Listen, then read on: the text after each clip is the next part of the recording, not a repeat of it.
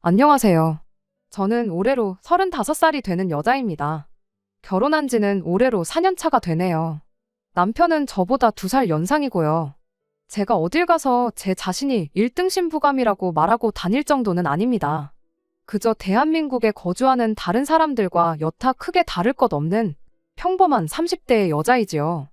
하지만 그렇다고 해서 제가 알아서 엎드려 기어 다녀야 할 정도로 결혼을 엄청 잘한 것도 아닙니다. 저희 신랑이 이름만 들으면 다 알만한 대기업에 다니고 연봉도 보너스가 잘 나오면 1억 정도로 버는 해도 있지만 제가 결혼 이야기가 오고 갈 때쯤에 망설였던 이유가 몇 가지 있습니다. 남편이 결혼을 준비할 당시에는 따로 모아놓은 저금이 없었고 남편은 회사에서 가깝게 살았기 때문에 결혼을 하게 된다면 남편 회사에서 정반대 방향에 있는 저희 회사 위치 특성상 제가 직장을 그만두어야 했기 때문이에요. 당시 남편은 33살 나이에 회사 연차수도 어느 정도 있었는데도 불구하고 따로 모아놓은 돈이랄 게 없었어요. 저는 그래도 그때까지 직장 생활하면서 모아놓은 돈이 6천 정도 되었거든요. 저는 당시 연봉이 2천 중반 정도로 얼마 되지 않는 연봉 알뜰살뜰하게 잘 모았다고 자부하지만 사실 31까지 시집 안 가고 돈 6천 모은 게 전부이고 그게 제가 알뜰하다는 증거는 되겠지만 자랑거리라고 하기엔 조금 무리가 있는 걸 너무나도 잘 알고 있었거든요.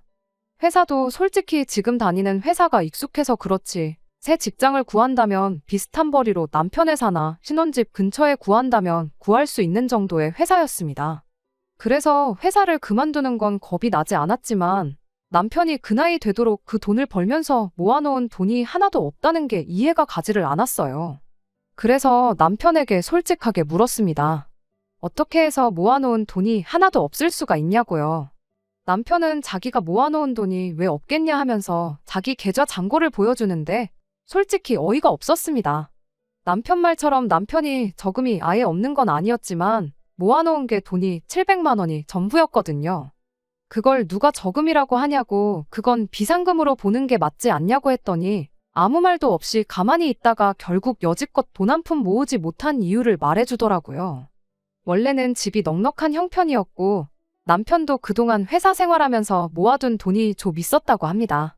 시부모님은 서울 근교 신도시에 시세 괜찮은 아파트 한 채 가지고 계시고요.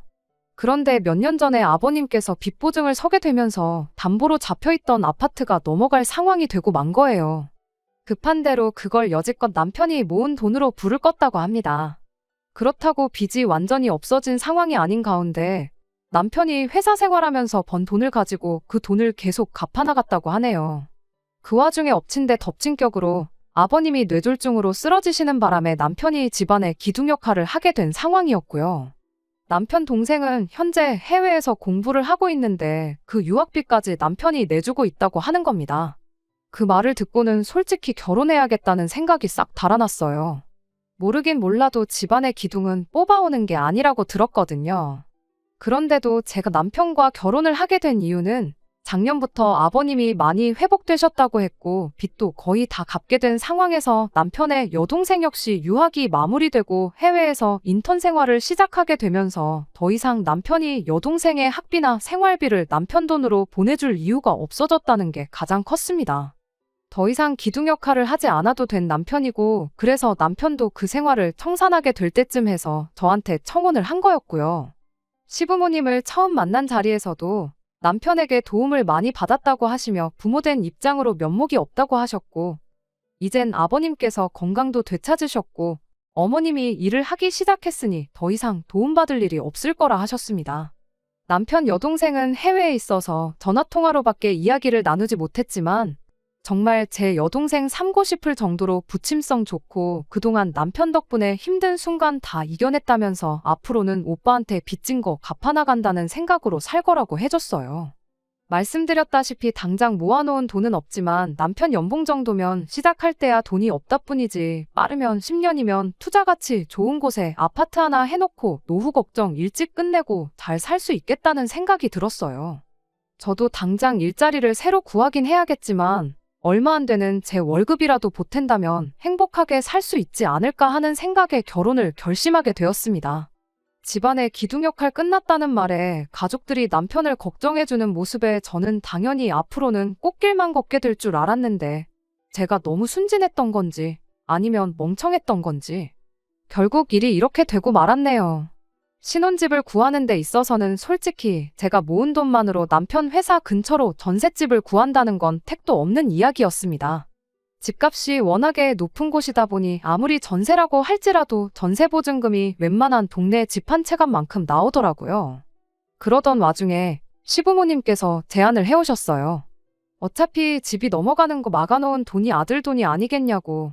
지금이야 당신들 명의로 되어 있지만 자기들 갈 때 되면 신우 손에 돌아가는 거 하나 없이 오롯이 남편이 물려받게 해주신답니다. 신우도 오빠한테 은혜 갚으며 산다고 했으니 당연히 반대를 하지 않을 거란 확신이 있었고 시부모님 말 맞다나 은행에 넘어갈 뻔한 거 남편이 모은 돈 다 털어서 막은 건데 전부 상속받는 건 당연하다는 생각이었어요. 다만 어차피 물려주실 생각이라면 차라리 저희가 전세보증금 때문에 이렇게 허덕이고 있는 상황인데 차라리 이 집을 팔고 어머님 아버님 적당한 곳 구해서 들어가고 저와 남편도 적당한 곳 전세로 구하던지 자가로 구하던지 해서 비싼 아파트 손에 쥐고 있기보다 당장 더 좋은 선택을 하는 게 좋다고 생각했습니다. 하지만 시모의 생각은 달랐어요. 집이 30평대 아파트에 남는 방도 있고 화장실도 2개이니 그냥 이 집에서 같이 살면 어떻겠냐 하시는 겁니다. 말이 같이 살자는 거지. 솔직히 저는 제 방법이 옳다고 생각하는데 이건 그냥 시집살이 하라는 거나 마찬가지라 생각해서 거절했어요. 남편은 쩔쩔매면서 그냥 이 집에서 돈 모아 나갈 때까지는 불편하더라도 제가 참으라고 하는데 불편한 걸 제가 참으면서까지 있을 필요는 없다고 생각했어요. 그리고 남편한테는 불편한 건 당신이 참으라고 하고 남편이 지하철로 출퇴근을 하는 거리가 늘기는 했지만 모아놓은 돈으로 구할 수 있는 전세집 찾아다가 거기에다가 신혼살림을 차렸습니다. 시어머니께서는 자기 제안을 거절한 제게 불만이 있으셨을 거예요. 당장 시부모님이 저를 안 좋게 생각하신다 하더라도 저는 언젠가 저희 이런 생각에 남편도 시부모님도 고맙다고 할 날이 올 거라 믿어 의심치 않았습니다. 그런데 저희 예상과는 반대로 이때부터 시어머니는 이런 저희 거절의 고마움보다는 어떻게든 고집센 며느리를 꺾어놓고 부려먹어야겠다는 생각을 하셨나 봐요. 결혼 후 몇 개월 지나지 않아서입니다. 지역을 옮겨가면서 제가 다니던 회사를 그만두게 되더라도 인수인계 등 마무리를 잘 짓고 나오기 위해 왕복으로 3시간이 넘게 걸리는 거리였지만 저는 계속해서 다니던 회사를 나가고 있었어요. 그 와중에도 신혼집 근처에서 새로 일자리를 구하겠다고 백방으로 알아보고 있는 상황이었고요. 지하철을 타고 한참을 퇴근을 하고 있는데 시어머니한테서 전화가 왔습니다. 시댁에 들르라고 하시네요. 무슨 일로 부르시냐 물었는데 오면 안다고 하시면서 대답을 안 해주셨어요. 시댁 가는 게 어려운 건 아니지만 저는 이미 퇴근길이기도 하고 지하철로 이동해야 하기 때문에 안 그래도 2시간 가까이 걸리는 퇴근길에 시댁에 들려야 한다니 썩 달갑지 않았습니다. 지하철 노선이 겹치는 곳이 없어서 한 번 더 빙 돌아가는 구조였기 때문이에요. 시댁까지 들린다면 퇴근길에 지하철을 3번, 4번을 갈아타야 하는 게 번거로운 것도 있지만 다음날 출근하는데도 지장을 주겠다 싶었거든요. 그래서 급한 일 아니면 남편이 퇴근하면 저보다 일찍 집에 올 테니 남편을 부르라고 했어요. 그런데 팔은 안으로 굽는다고 우리 아들 힘들게 일하고 왔는데 어떻게 오라가라 하냐고 저보고 오라고 하시는 겁니다. 저도 똑같이 일하고 오는 길이고 남편 출퇴근 편하게 하라고 제가 이렇게 고생하고 있는 상황인데 당신 아들이 하는 건 고생이고 제 고생은 고생도 아닌가 싶어서 서운했어요. 저도 일을 하고 오는 길이라고 저도 엄청 피곤하다고 말씀드렸어요. 결혼 전에는 한 번도 꺼낸 적 없던 말인데 결국 벌이를 가지고 뭐라 하시더군요. 내 아들이 얼마를 버는데 피곤하다는 말이 나오냐고 하면서 제가 버는 돈은 돈도 아니라는 듯이 말이죠. 그 말을 들으니 더욱 더 퇴근길에 돌아가면서까지 시댁에 들러야 할 이유를 못 느꼈어요. 그래서 퇴근하고 나서 들르겠다고 대답만 하고 전화를 그냥 끊어버렸습니다. 그리고 그냥 집으로 돌아갔어요. 퇴근은 저보다 늦을 때가 많지만 오며 가며 거리가 저보다 짧아서 그런지 남편은 벌써 집에 와서 집안일을 하고 있더라고요. 그나마 남편이 저한테 잘했기 때문에 시부모님이 저한테 그렇게 행동하셨던 화가 많이 누그러졌어요. 그래도 시댁에 가겠다고 대답을 드렸으니 안 갈 수가 없는 상황이었지요. 애초에 전화 끊으면서 집으로 바로 가서 남편까지 같이 데리고 시댁에 갈 생각이었기 때문에 망설일 게 없었습니다. 시댁에 가자니 남편도 많이 지치고 피곤한 듯 거길 자기가 왜 따라가냐는 느낌의 표정을 지었지만 역시 제가 퇴근길에 고생하고 온 걸 알고 있으니 길게 뭐라 말은 못하고 순순히 따라 나오더라고요. 시댁에 도착했더니 어머님은 대번에 제 뒤에 서 있는 남편 얼굴 보고 표정이 일그러지더군요. 무슨 말을 하려고 부르셨나 싶었는데 어쨌든 그 귀한 아들이 따라왔으니 식사부터 챙겨줘야겠다고 생각했는지 부엌에서 이것저것 음식을 시작하셨어요. 남편 앞으로 고기 반찬들이 다 가 있었지만 그게 그렇게 열이 받을 정도는 아니었어요.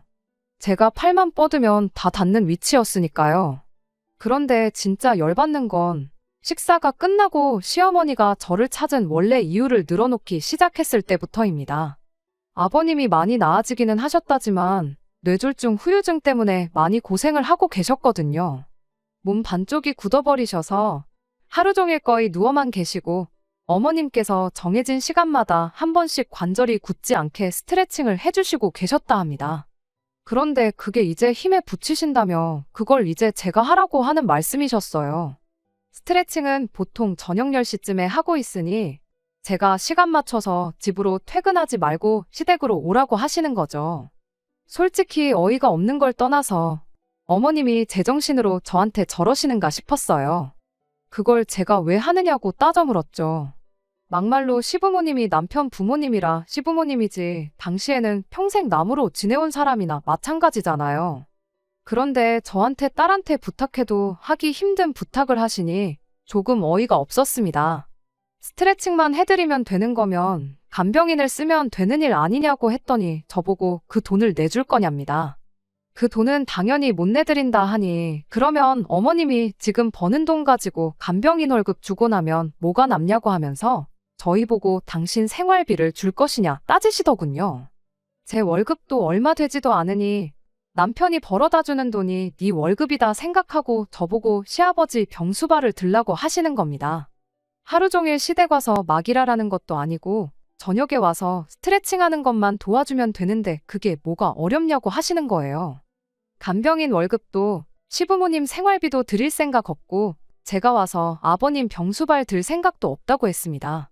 옆에 있는 남편 표정을 보니 난감해하는 표정인데 그게 제 걱정에 짓는 표정인지 아니면 부모님 걱정에 짓는 표정인지는 알 방법이 없었습니다. 다만 그 상황에서 중간 역할 하지 않고 가만히 어떻게 돌아가나 구경만 하고 있더라고요. 그랬더니 시어머니가 결국 한마디 꺼내시네요. 너 이 아파트 갖기 싫으냐고 하시는 거예요. 무슨 말을 하시는 거냐 했더니 자꾸 이런 식으로 나오면 이 아파트를 당신 아들한테 물려주는 게 아니라 자기가 이 집을 팔아서 노후 자금을 하든 나라에 주고 연금을 받아먹든 하겠다는 겁니다. 유산을 핑계로 거의 반 협박이나 다름이 없었죠. 그런데 생각해보니 제가 손해볼 것도 없겠더라고요. 100세 시대라고 하는데 어머님 아버님 앞으로 30년은 너끈하실 테고 제 연봉이 어디 가서 자랑할 만한 금액이 아닌 건 알지만 30년 모으면 이 아파트 한 채 정도는 못 살 돈도 아니었으니까요.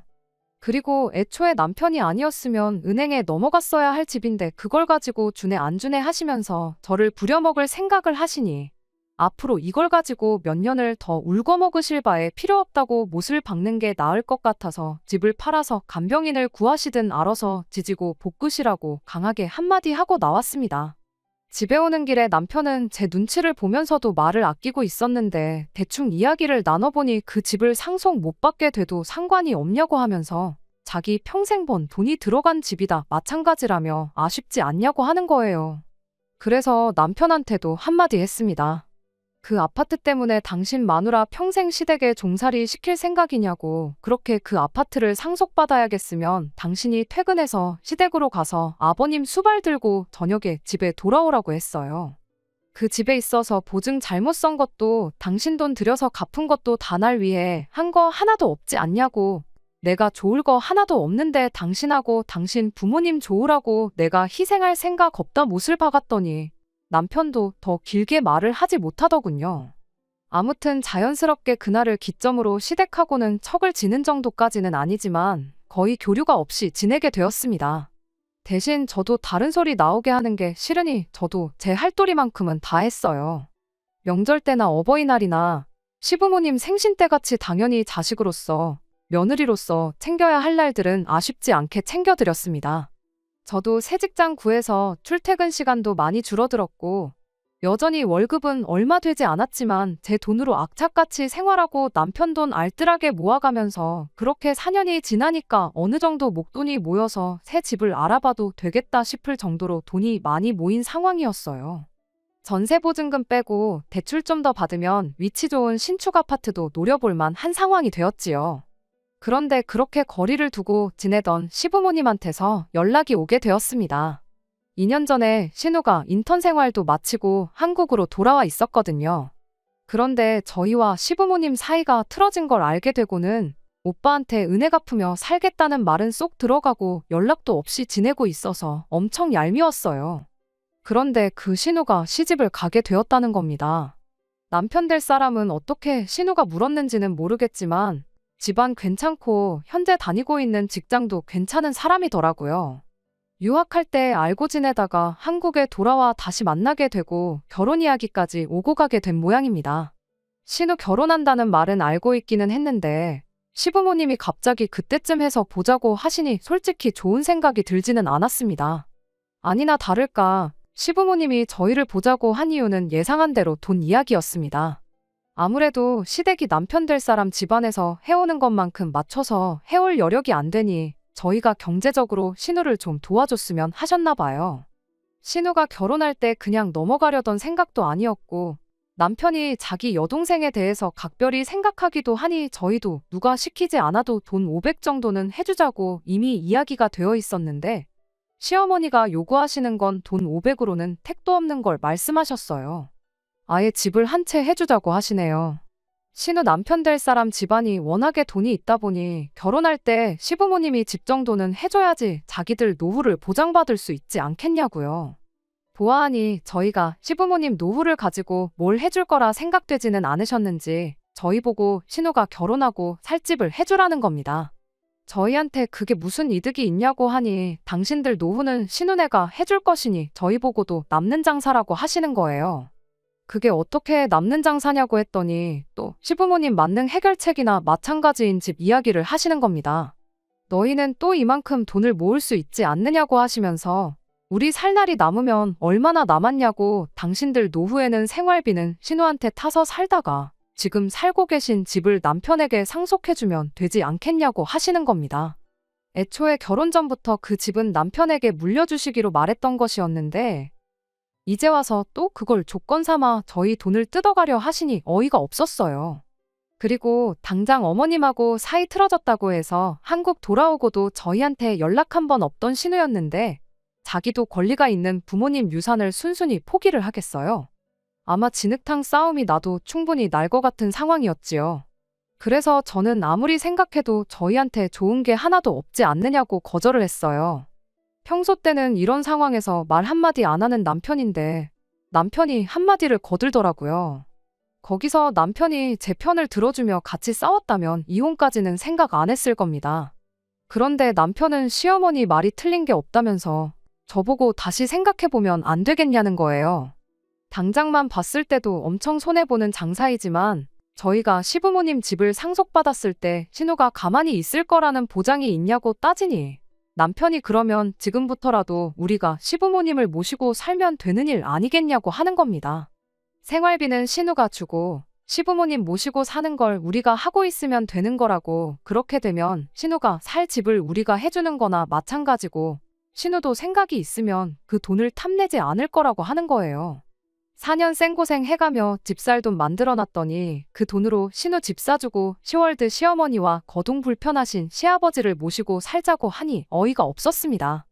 기둥도 이런 기둥이 또 없고 효자도 이런 효자가 또 없었네요. 집안의 기둥 노릇 다 끝났다는 말 믿고 결혼했더니 알고 보니 당장 본인이 기둥 노릇을 그만둘 생각이 없는데 그럴싸한 상황만 만들어 놓고 나를 속였다는 생각이 들었어요. 그래서 이혼했습니다. 이 경우 조금만 더 고생하고 아이를 갖자고 계획하고 죽자고 열심히 일하며 돈을 모았던 게 오히려 저한테는 전화위복이 되었네요. 그나마 다행인 건 제 월급이 남편에 비해 많이 적은 편이기는 했지만 전세보증금이 전부 다 제 명의로 되어 있었다는 점과 공동의 재산 증식에 제가 기여한 바를 인정받아 여태껏 모은 돈의 절반은 아니지만 꽤 많은 부분을 분할받을 수 있었어요. 거기에 부모 봉양을 강요했던 게 귀책 사유로 인정받을 수 있어서 모자란 부분은 위자료 청구를 해서 뜯어올 수 있었네요. 모아놓은 돈 빼앗기고 당장 신우 시집 보내주려던 돈도 못 해주게 되니 아쉬웠는지 그제 와서 이혼은 없던 일로 하면 안 되겠냐고 하고 시부모님도 그냥 이제 당신들 집 팔아서 작은 집 구해 살 테니까 용서해달라 제 다리를 붙잡았지만 이미 찍어 먹어봐서 똥인 걸 아는데 그걸 구태여 한 번 더 먹어보는 사람이 어디 있겠어요? 미안하지만 일 없다고 말하고 4년 결혼 생활에 종지부를 찍어줬습니다. 다른 건 몰라도 이제 그 집구석과 얽힐 일이 없으니 속 하나만큼은 후련하네요. 요즘 이혼한 거 흠으로 치는 사람이 어디 있냐고 하는데 그거야 남의 일이지 이혼한 제 입장에서는 사실 무거운 꼬리표이기는 합니다. 어디 가서 자랑할 만큼 떳떳한 일도 아니고요. 하지만 이제 와서 제가 어떻게 할 수 없는 일이기도 하니 지나간 일을 후회할 바에야 앞으로 제가 더 잘 되기 위한 방법을 찾는 게 저에게도 더 좋은 일이고 욕심부리다가 저 같은 좋은 아내, 좋은 며느리 놓치게 된 그 집구석에 해줄 수 있는 최고의 복수가 아닐까 싶습니다. 두 번째 사연입니다. 신우가 사고를 쳐서 시집을 가게 생겼습니다. 웬일인지 시부모님이 부르셔서 남편하고 같이 시댁에 다녀왔는데 시부모 앞에 웬 젊은 총각이 무릎을 꿇고 빌고 있더라고요. 둘 다 머리에 피도 안 마른 25살이고 그나마 다행인 건 남자가 군대를 다녀왔다는 사실이고 다행이지 않은 사실은 아직 졸업도 안 한 대학생이라는 거죠. 언제까지 비밀로 할 수도 없고 신우도 배가 불러오니 더 이상 숨길 수 없다는 생각에 4개월 차에 시부모님께 이실 찍고 하고 만 것이죠. 솔직히 저희는 왜 불렀나 싶었어요. 발언권이 있는 것도 아니고 그냥 그 남자 겁주려고 병풍처럼 쓰려고 부르신 건지 모르겠지만 아무튼 시부모님은 아주 길길이 날뛰기 시작했어요. 남자한테 정말 입에 담기도 힘든 욕을 사정없이 해대셨고 당연히 결혼시킬 생각이 없다고 눈앞에서 사라지라고 말씀도 조금 심하게 했어요. 그렇게 그 남자를 돌려보내고 신우를 앞에 앉혀다가 너는 머리에 피도 안 마른 게 밖에서 대체 뭔 짓을 하고 다니는 거냐고 잔소리를 하기 시작했죠. 그런데 그 남자가 나간 지 30분도 안 돼서 초인종을 다시 누르더라고요. 이번엔 부모님까지 대동해서 들어오네요. 남자 쪽 부모님은 꽤나 점잖아 보였습니다. 신우가 임신 4개월이나 되었고 지금 당장 화가 나시는 건 알겠지만 따님을 위해서라도 둘이 결혼을 시키는 게 어떠냐며 중재를 하러 오셨지요. 생각해보면 그 집 사람들 말이 틀린 말이 아니지요. 시부모님 당장에 성질난다고 그렇게 화를 내고 계시지만 따지고 보면 신우이 인생이 걸린 일인데 무작정 화만 낸다고 될 게 아니잖아요. 거기에 보통 이런 상황이면 여자가 불리하지 남자 쪽에서는 크게 불리할 것도 없다고 생각하거든요. 그리고 사고는 뭐 남자 혼자 친 건가요? 무조건 남자 잘못이라고 몰아가기엔 신우가 기여한 바도 크다고 생각합니다. 아무튼 시부모님도 남자 쪽 집안에서 저자세로 나오며 결혼을 시키자는 이야기를 시작하니 태도가 살짝 바뀌더라고요. 아무리 그래도 그렇지. 지금은 신우 뱃속의 아이부터 챙기며 병원 가서 검사도 받아보고 해야 하는 것 아닌가 싶은데 무슨 생각인지 남자 쪽에다가 니네 아들이 우리 딸 인생 망쳐놓았다는 식으로 우기며 일단 집부터 해와라, 자동차를 해와라, 뭘 가져와라, 뭘 해달라 이런 식으로 우기기 시작했어요. 남자 쪽에서는 당연히 그 집 아들이 사고를 친 거나 마찬가지니 도의적인 차원에서 저자세를 취하셨지만 날이 갈수록 요구하는 게 말도 안 되는 데다가 하나를 해주겠다 하니 이것도 해달라, 저것도 해달라 무슨 눈덩이 불어나듯 늘어나는 요구에 열이 받았는지 그냥 결혼은 없던 걸로 하자고 딱 잘라 말하더라고요. 그때부터 시부모님이 똥줄이 조금 타기 시작했나 봐요. 신우시켜서 남자친구한테 연락을 해보라고 하는 둥 어떻게든 마음 뚫릴 생각을 찾더군요. 그 와중에도 정신 못 차린 남자친구는 신우가 어떻게 해보라는 말에 책임감을 느낀 건지 아니면 정신 빠진 신우한테 콩깍지가 강하게 씌어서 결혼을 꼭 하고 싶은 건지 부모님을 설득을 했는가 봐요. 남자 쪽 식구들이 다시 한번 저희 시댁에 찾아왔거든요. 그런데 처음 만났을 때는 아들만 혼자 들여보냈다가 쫓겨나니 이번엔 멀끔하게 차려입고 오셨어요. 옷이 날개라더니 한껏 차려입은 모습을 보니 부티도 잘잘 흐르고 전에 봤던 동네 아줌마 아저씨 같던 분들이 맞나 싶더라고요.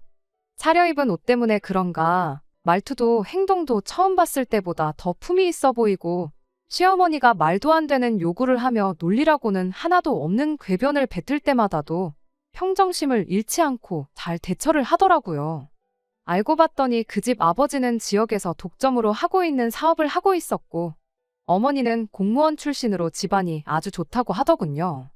아무튼 두 사람은 이건 우리 아들 잘못도 있지만 양쪽에서 잘못한 일이고 이미 아이도 생긴 상황이니 좋던 싫던 간에 두 사람이 혼인을 하는 게 맞다고 생각한다고 하시며 집은 원하는 곳에 원하는 대로 마련해 줄 터이니 아이 출산 후 정식으로 식을 올리던지 아니면 지금 당장 식을 올리던지 그것마저도 여의치 않으면 그냥 지금부터 같이 살던지 정하라고 하셨어요.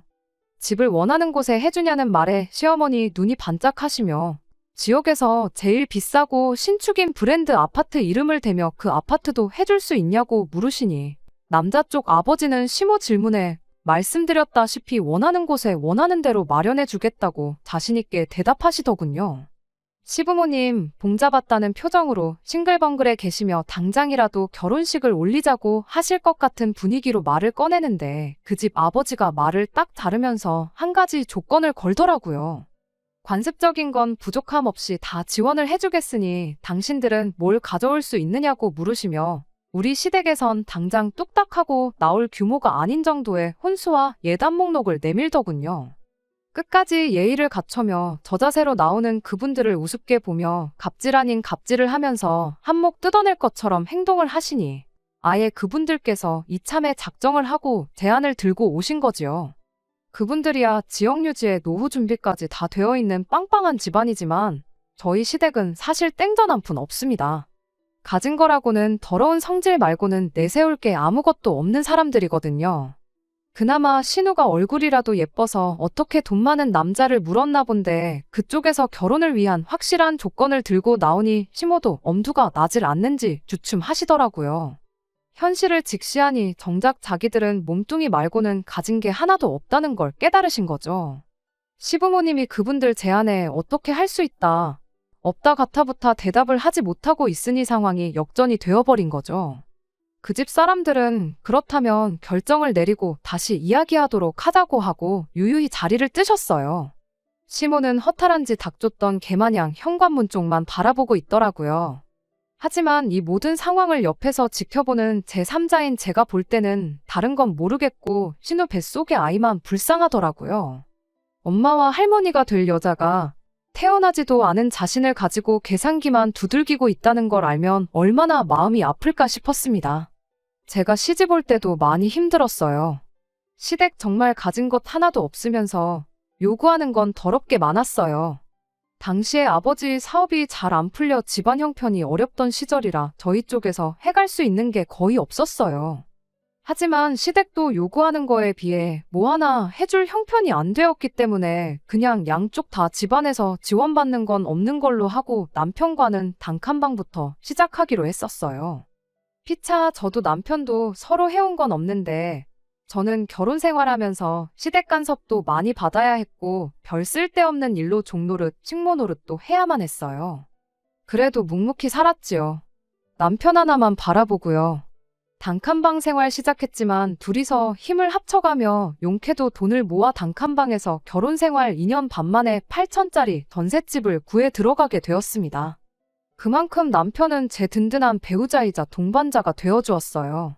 저희가 전셋집을 구한 시점쯤부터 해서 친정아버지 사업이 잘 풀리기 시작했어요. 아버지께서 제가 시집갈 때 해준 게 없던 것이 늘 마음에 걸렸다며 저만 보면 뭘 자꾸 해주시려고 안달이셨어요. 제가 받지 않겠다고 한사코 거절하니 그렇다면 돈을 모아 새 집을 구해주겠다고 하시더라고요. 그런데 그 약속을 하시면서 저에게 남편이나 시댁 식구들한테는 집을 구해줄 때까지는 비밀로 해달라는 당부를 하시더군요. 이유를 물었더니 저보고 알지 않느냐고 결혼하기 전에도 얼마나 돈을 가지고 그러셨는데 집 해준다는 사실을 알면 저한테 남는 게 아무것도 없을 거라며 제가 남편을 얼마나 신뢰하고 사랑하는지는 알고 있지만 비밀로 하라고 계속 저를 닥달하셨어요.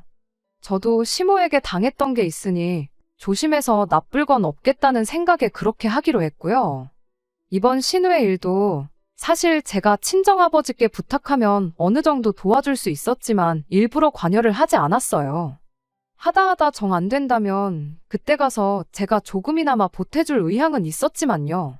그런데 시어머니는 당장 남자 쪽 집안에서 요구하는 걸 맞출 수 없다는 생각에 많이 화가 나셨나 봐요. 그 상황에서 남 탓을 하기 시작하더라고요. 남 탓이라기보단 제 탓을 하셨죠.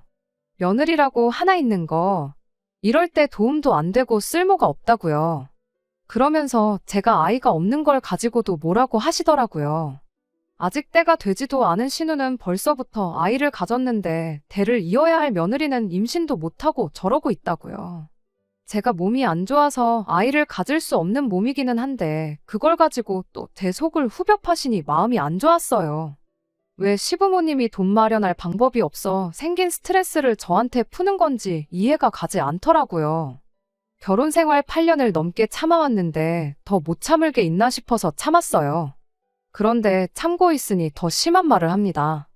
저희 아버지 사업 잘 풀리신 건 모르고 있으니 거지 같은 집안에서 며느리를 데려와 우리 아들 고생만 시키고 대까지 끊어놓게 생겼다며 아주 속에서 천불이 난다고 하시더군요. 시어머니가 대놓고 저와 제 아버지를 욕보이고 있는데도 남편은 거기다 대고 저랑은 상의도 하지 않고 시어머니에게 우리 전세금 빼서 돈을 마련해 줄 테니 일단 신우부터 시집을 보내자고 하더군요. 전세금 빼고 나면 시부모님 집에 들어와서 살면 되니 일단 급한 불은 끌 수 있지 않겠냐고 하네요. 결혼 생활 8년 동안 어떻게 마련한 전셋집인데 남편은 우리가 함께한 고생은 생각하지도 않고 신우 시집 보내는 걸 위해 그 돈을 헌납하겠다 잘도 말을 하더라고요. 시어머니는 대번에 신우 시집 보낼 돈도 생기고 집안일 대신할 식모까지 꽁으로 생기니 대번에 무릎을 탁 치며 좋다구나 타령을 하시더군요. 여태까지 저를 위해준다고 생각했던 남편의 모습은 제가 만들어낸 허상이었나 봅니다. 제가 아주 콩깍지가 단단히 씌었었나 봐요. 후회가 한가득 몰려오면서 이제 더 이상 참아야 할 이유가 있는가 싶더라고요. 그래서 처음으로 시어머니한테 대들었어요. 그 집에서는 5억짜리 집을 해준다는데 어떻게 딸내미 시집 보낼 돈 5천을 만들지 못해서 이 사단을 만드냐고, 그리고 왜 그 돈을 내 집 전세금 뺀 돈으로 내려고 하냐고 소리를 질렀죠. 남편이 소리 지르고 있는 저를 말리면서도 저보고 멍청하다고, 우리가 5천만 투자하면 5억짜리 집이 공짜로 생기는 거라고 생각을 좀 하라고 하더군요. 일단 신우가 시집을 가고 이혼을 해서 재산 분할을 하게 되면 2년 만에 5천만 원이 2억 5천이 되는 거라고 꼭 이렇게 숫자로 말해줘야 이해가 되냐고 혀를 차더라고요. 요즘 집값도 빠르게 오르고 있으니 운때만 맞으면 온 가족이 1억씩 나눠 가질 수 있다고, 세상에 우리가 언제 2년 만에 현금 2, 3억을 만들겠냐고 투자하는 셈 치고 협조를 하라고 하더라고요. 그나마 이 집안에서 유별나게 정상이라고 생각했던 남편도 사실 그 집 구석 사람들하고 똑같이 돈에 미친 사람이었던 거죠. 지금 신우 뱃속에 아이가 태어나느냐 마느냐 하고 있는데 신우까지 포함해서 온 가족들이 그 집안하고 결혼해서 벌게 될 돈을 계산하고 앉아있으니 그 자리에 있는 사람들이 돼지처럼 보이기 시작했습니다. 온 가족이 보는 앞에서 선언을 했습니다.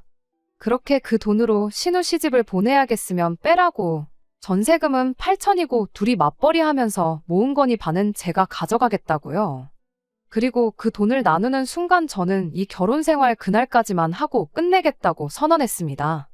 제가 강하게 나오면 미안하다 사과라도 할 줄 알았는데 그 와중에 그 집 구석 식구들 표정이 마치 반이라도 받게 돼서 다행이라는 듯한 표정으로 밝아지면서 안도의 한숨까지 내쉬더라고요.